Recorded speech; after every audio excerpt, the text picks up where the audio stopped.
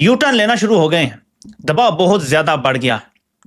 میں آپ کو سب سے پہلے کچھ سنانا چاہتا ہوں، پھر اس کے بعد ان کے یو ٹرن پہ آتے ہیں۔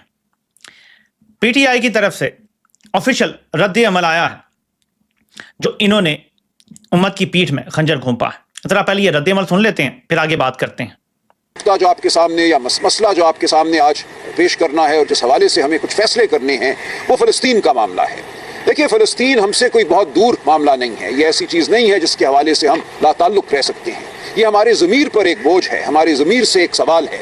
تو کیا ہم یہ سمجھتے ہیں کہ ہمیں اس بین الاقوامی منصوبے کا حصہ بن جانا چاہیے جس کا مقصد ہے فلسطین کے عوام کو، غزہ کے عوام کو محکوم کرنا، ان کو ایک محکوم قوم کے طور پر ان سے معاملہ کرنا اور ان پر ایک نظام مسلط کرنا؟ اس وقت ایک تیاری ہے ایک لمبی محکومیت کی فلسطینیوں کے لیے اور غزہ کے عوام کے لیے۔ جو تکلیفیں انہوں نے سہی ہیں، جس خون کے دریا سے وہ نکل کر آئے ہیں اور ابھی بھی اس خون کے دریا میں وہ ہیں، اس کو ایک طرح سے دوام بخشا جا رہا ہے۔ ایک طرح سے جو جینوسائیڈ، جو نسل کشی ہوئی ہے، نسل کشی کرنے والوں کو عام معافی دی جا رہی ہے، ان کے اعمال پہ پردہ ڈالنے کی ایک کوشش ہے۔ تو ہم یہ سمجھتے ہیں کہ سب سے پہلی آواز جو سنی جانی چاہیے وہ فلسطینیوں کی آواز ہے۔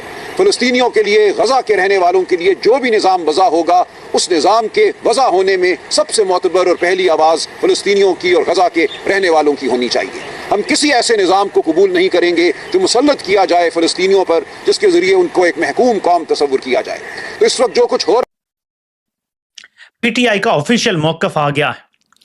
30 سال پہلے عمران خان نے ایک جماعت بنائی تھی، اور جماعت بناتے ہی پاکستان کی اسٹیبلشمنٹ اور نون لیگ نے خاص طور پہ ساتھ ان کے مل کے ایک بیانیہ بنایا تھا کہ یہ لابی ہے، ان کے لیے کام کرتا ہے۔ آج جب پاکستان کی تمام سیاسی قوتیں، جب میں کہتا ہوں تمام تو تمام جو حکومت میں تمام سیاسی قوتیں، مولوی حضرات، وہ پھر چابی والے کھلونے ہوں یا ڈوریوں سے ہلا جانے والے چمچے ہوں، دین فروش ملا ہوں، وہ سب اور ہمارے تمام عسکری ادارے سیم پیج پر ہیں۔ لیکن ایک پی ٹی آئی جس کے بارے میں 30 سال عوام سے جھوٹ بولا گیا، ملا استعمال کیے گئے، اخباروں میں لکھوایا گیا، میڈیا پہ کیمپینیں چلوائی گئی، اشتہار بانٹے گئے، خیبر پختونخوا میں اور مختلف جگہوں پہ پمفلٹ تک گرائے گئے، پی ٹی وی پہ ایڈ چلائے گئے کہ جو مسلمان ہی نہیں ہے کیا تم اس کو ووٹ دو گے؟ وہ کھڑے ہو گئے ہیں اور اس بندے کی جماعت کھڑی ہو گئی ہے، یعنی عمران خان کا ہی حکم ہے نا کہ یہ بات کرنی ہے۔ اتنا پرنسپلڈ سٹانس ہے یہ کہ کوئی اس سے 1 انچ بھی سائڈ پہ نہیں ہٹ سکتا۔ کوئی یہ نہیں کہہ سکتا کہ یہ غلط ہے، بلکہ پوری دنیا بھی اس سٹانس کو غلط نہیں کہہ سکتی جو کہ تیار بیٹھی ہے اس 2 نمبر معاہدے پر عمل درآمد کے لیے۔ یہ معاہدہ کیا ہے؟ یہ مکمل محکومیت کا معاہدہ ہے، یہ جنگی جرائم اور نسل کشی میں ملوث افراد کو عام معافی دینے کا معاہدہ ہے۔ اب اس پر ان کی اپنی حالت پتلی ہوتی جا رہی ہے۔ اب ہمارے فارن آفس کو یہ اعلامیہ جاری کرنا پڑا ہے۔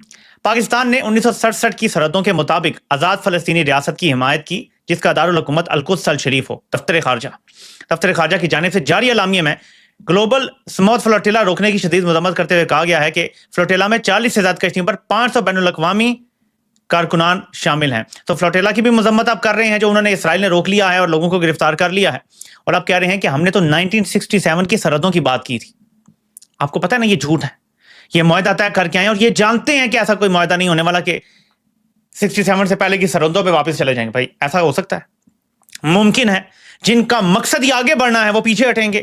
تو یہ سب کچھ جانتے بوجھتے ہوئے کر رہے ہیں، لیکن اب دباؤ بڑھ رہا ہے۔ میں بار بار کمپنی کو ایک بات باور کرواتا ہوں کہ آپ جو وعدے کر رہے ہیں وہ آپ کے لیے ڈیلیور کرنا مشکل ہے،